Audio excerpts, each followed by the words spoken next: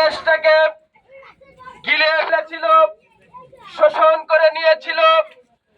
এদেশে গোপালগঞ্জের ওই রক্ত পিপাসু স্বৈরাচার, ইতিহাসের নেককারজনক ফ্যাসিস্ট ডিক্টেটর খুনি হাসিনা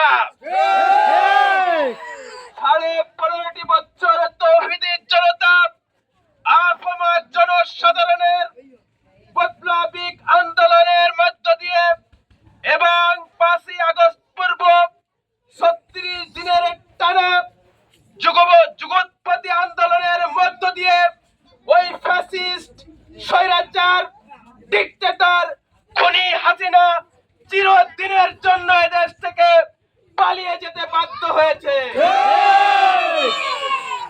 হাসিনার পলায়নের পর থেকে এদেশটাকে আমরা পরিপূর্ণভাবে মুক্ত স্বাধীন হিসাবে আমরা পেয়েছি। বিজয় পেয়েছি আমার মাতৃভূমি সোনার ভূমি বাংলাদেশ। কিন্তু আমরা এখনো আমাদের ন্যায্য অধিকার, ন্যায় বিচার, আমরা যে কারণে জীবন দিয়েছি, রক্ত দিয়েছি, সেটাকে পরিপূর্ণভাবে এখনো ফিরে পাই নাই। এইটাকে দেওয়ার জন্য নানানভাবে নানান লোক স্লোগান দিয়েছে।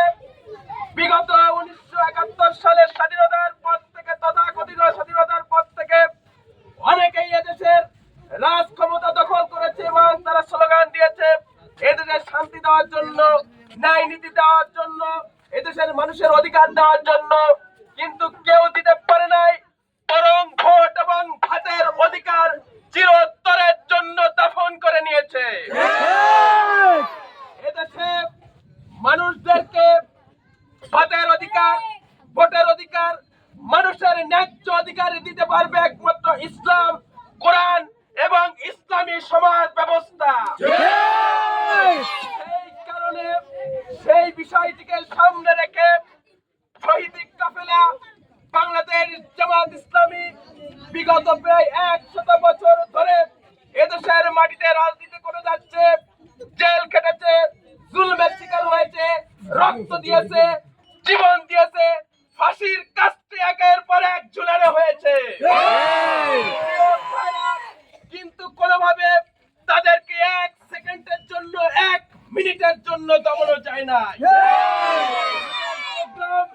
এই কোরআনের রাজকে কায়েম করার জন্য, আল্লাহর জমিনে আল্লাহর দ্বীনকে বাস্তবায়ন করার জন্য, মানুষের ন্যায্য অধিকার ফিরিয়ে দেওয়ার জন্য, ভোটের অধিকার দেওয়ার জন্য প্রয়োজনে বাংলাদেশ জামাত ইসলামী 3 জন মানুষ নিয়ে রাস্তায় হেঁটেছে আর বৈঠক করেছে।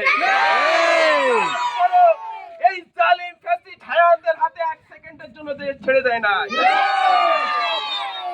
যতক্ষণ পর্যন্ত পরিপূর্ণভাবে বাংলার মানুষ তার পূর্ণ অধিকার, ন্যায্য অধিকার ফিরে না পাবে, ততক্ষণ পর্যন্ত বাংলাদেশ জামাত ইসলামীর একজন আদনা কর্মীও ঘরে ফিরে যাবে না। অকুতোভয় নির্ভীক সৈনিকের মতো, নিরলস কর্মীর মতো।